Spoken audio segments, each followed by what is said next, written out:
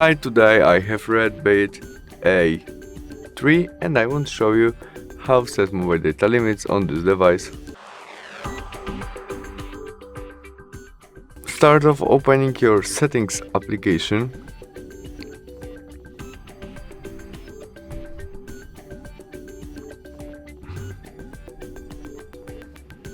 In our settings we must tap on our network and internet, and there we tap on our internet. Yes, we can click there, and there on the settings of our mobile data, where we scroll down and choose mobile data and warming, and there we can set our limit. First step, we can set when our size start, maybe first day of each month. In this part we can turn on or turn off our data warming, and we can set it in custom number in gigabytes, megabytes, what you need and prefer. And after we set it, we can also set our data limit by switch on, confirm by OK, and we can set it in custom number, maybe on 5 gigabytes. And that's all. Thanks for watching. Bye.